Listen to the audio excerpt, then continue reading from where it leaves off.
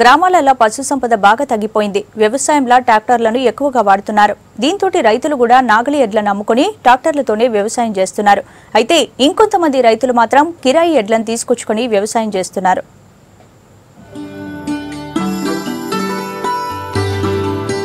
గ్రామాల్లో వ్యవసాయం సాగు పద్ధతి చాలా మారింది.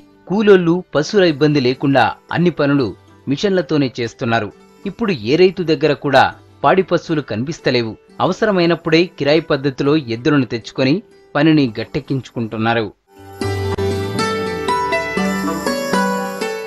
ఇట్లా కిరాయి ఎద్దుల వ్యాపారానికి డిమాండ్ పెరుగుతా ఉంది. చాలా మంది రైతులు వాళ్ల దగ్గర ఉన్న పశువులను అమ్మేస్తున్నారు. వాళ్లకు దుక్కి దున్నేతందుకు, విత్తనాలు వేసేందుకు, కలుపు తీసేందుకు అవసరమైనప్పుడు కిరాయి ఇచ్చి ఎద్దులను తెచ్చుకుంటున్నారు. నిజామాబాద్, బాల్కొండ, ఆర్మూర్, మోర్తాడు గ్రామాల్లో ఈ అద్దె ఎద్దుల వ్యాపారం బాగా నడుస్తాంది. గురువారం బాల్కొండ ఇక్కడ ఎడ్లు అనే అంగడి జరుగుతుంది. ఇప్పుడు ఎందుకంటే ఖరీఫ్ విత్తనాలు పసుపు సీజన్ కొరకు ఎడ్లను మేము ఒక 50,000 డిపాజిట్ చేసి తీసుకెళ్ళి మళ్ళీ మా పని అయిపోయిన తర్వాత వీటికి ఒక 20,000 అట్లా వాళ్ళకు రెంట్ ఇచ్చి మిగతా డబ్బులు మేము తీసుకుపోతాం. ఎందుకంటే ఇప్పుడు ఎడ్లతోటి బాగా మనకు పని ఉంది కదా. ఇప్పుడు సీజన్ చాలా అవుతుంది. మళ్ళీ ఇంకో వారం అయితే మళ్ళీ వర్షాలు పడితే దొరకని చెప్పేసి ముందు జాగ్రత్తగా వాళ్ళకు మేము ఒక 50,000 డిపాజిట్ చేసి తీసుకెళ్ళి మళ్ళీ పని అయిపోయిన తర్వాత వాళ్ళకు ఇవ్వడం జరుగుతుంది. వ్యవసాయ పనుల కోసం పశువులను తీసుకుపోయేటప్పుడు అన్నింటికీ ఒప్పుకోవాలి. పని చేయించుకున్నన్ని రోజులు పశువులకు దానా, షెడ్డు సదుపాయం కల్పించాలి. ఎద్దులకు దెబ్బలు తగిలినా తీసుకుపోయినోళ్లదే బాధ్యత. వారం నుంచి నెల రోజుల దాకా ఎడ్లను కిరాయికి తీసుకుపోతామంటున్నారు రైతులు.